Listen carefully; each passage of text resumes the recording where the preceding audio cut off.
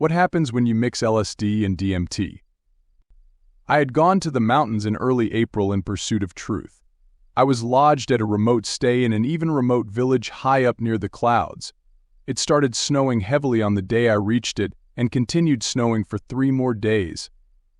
I have taken heroic doses of psychedelics such as LSD and psilocybin mushrooms multiple times, and I have a fair share of experiences with 2CB, mescaline, and RCS such as N-bombs, LSA, etc. All my preparation was involuntary. It was just a happenstance of my situation. However, I feel like these factors contributed to a good experience. I had abstained from solid food for about 8 hours before the trip. No FAP, and I had also been detoxing from my phone and social media for a few days. I spent my time mostly in silent introspection and meditation. I had spent the past decade devoting myself to reading spirituality, philosophy, and psychology and gathering as much info about DMT as possible. I had an enthusiastic mindset while approaching this compound. Although I was nervous in the beginning, my curiosity was at its peak. Overall, I had a positive mindset. I was sitting on a chair with beautiful snow-covered mountain peaks in front of me. It was a sunny afternoon and fresh snow was melting, creating a beautiful landscape. I was tripping on acid alone, although I was accompanied by the owner Kenny and manager Stan of the place where I was staying, who were very positive and comforting. As I started peaking on LSD, I sat in the sun, dissolving in the warmth that its rays provided me after the constant snowfall and cold weather. I want to have a beautiful experience. I was sitting on my chair when I was asked to light up the joint of changa. The smoke didn't seem to hurt my throat and lungs at all, and it was really easy to hold it in. The joint was shared between Kenny, Stan, and me. It was soon finished and I could feel the trip coming on. Suddenly all the colors became super bright. It felt like I had reached another level of color perception which was previously impossible. Everything was shining very vividly. The trees in front of me started morphing and dancing and spinning in their place. I could hear them laughing and talking to everything. This is when I knew I was in for a wild ride. Suddenly I could feel gears moving throughout my body. I could breathe in more deeply than before. The colors were so bright that it was almost blinding. The atmosphere felt soothing and comforting, as if all the worries of the world just faded away from my mind. I felt completely naked, even though I was wearing a few layers of wool. It felt like the boundaries of my body had completely dissolved and the wind was blowing right through me. DMT had completely captured my attention. At this point, it seemed like layers of reality were peeling off and I was able to perceive what lay behind this curtain veil of reality, ordinary consciousness. It felt like a very big update was being downloaded to my human brain.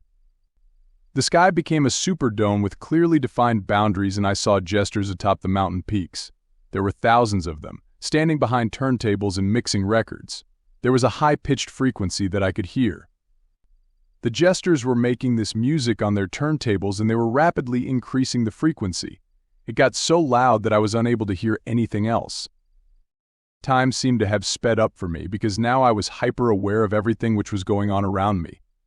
Every passing second of normal time felt like hours of being bombarded with extremely beautiful cosmic and planetary sceneries. This is where I started to panic. The whole experience had gotten extremely intense, more intense and weird than anything I've ever known. Thoughts, images, feelings, etc. were happening so fast that I felt like I could no longer keep up with it, and I was going insane. A clear thought formed in my mind: I am dying.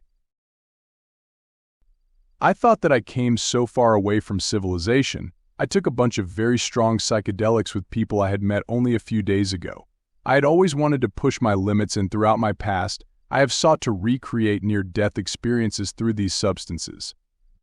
But this time I have done too much, and I am going to die. I had read about feeling like dying in various trip reports, but nonetheless, it seemed very real when it was happening to me. I accepted my death. I let go. I surrendered. I said to it, "Take me with you. I want to get on this ride." From this moment, I could no longer differentiate between reality and hallucinations.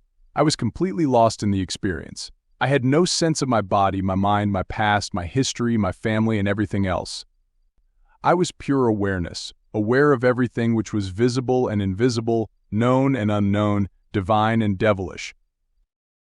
I was still present in my body and I could open my eyes when it was overwhelming, but my vision was bombarded with extremely beautiful hallucinations. I should also mention that throughout my experience I was still the same person, which means I was not extremely happy or sad or numb or confused or horny like with other drugs. I was still the same consciousness. But it felt like I was looking at ordinary reality in the way it truly exists, but I had been brainwashed by my culture to ignore it throughout my life. I was seated on a chair and faced the mountains, but I felt like I was suddenly moving without actually moving. My whole body had a weird sensation of lift-off. The layers of melted snow created certain patterns which pulled me in towards it. I was sucked into those beautiful patterns which looked like God Ganesha riding on an elephant. It transformed into cosmic sceneries of the universe, where I was floating or rather falling through the infinite space. I had the physical sensation of being crumpled up like a piece of paper and tossed into hyperspace at 1,000,000 miles per hour. But there was no fear because I believed I was already dead and now I'm in the afterlife. Futuristic tech and cyberpunk imagery was flooding into my vision like a dam in a rainstorm had broken apart. Some parts are very hard to explain using regular words here. I was conscious of my experience, but it was so utterly weird and confusing and completely bizarre that English words will fail to translate the true meaning. I remember feeling a warm and loving embrace by the entire planet, and I felt like the final piece of the jigsaw puzzle was pushed inside. I felt the hole in my heart become full of love and compassion. The image was finally complete. Nothing was left. Nothing was lost. Everything was regained. I was whole. I can only deduce that I was in the arms of Mama Aya's spirit of ayahuasca, and the glorious marvel of nature had manifested all of history, and I was now a part of that experience. I was now in the waiting room. This is the stage before a breakthrough where the user is transported to a hall-like or room-like place.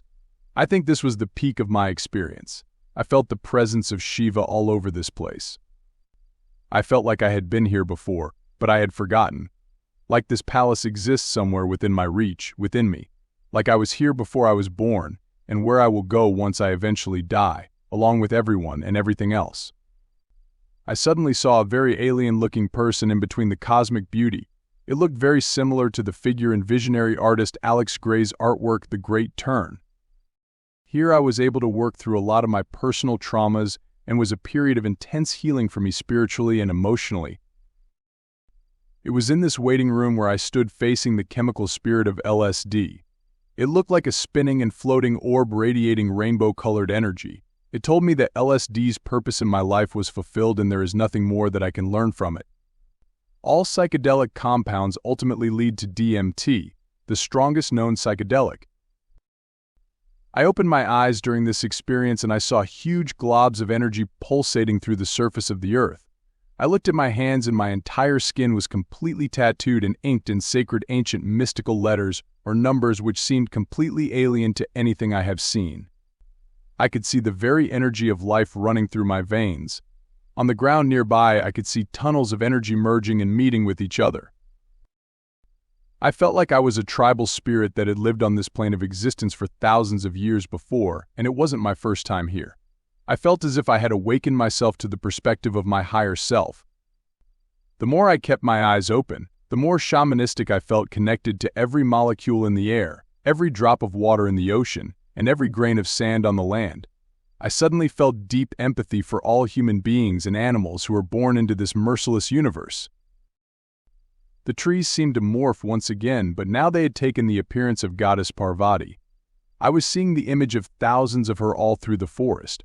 I felt truly divine, blessed by the energy which flows through everyone in the whole of existence.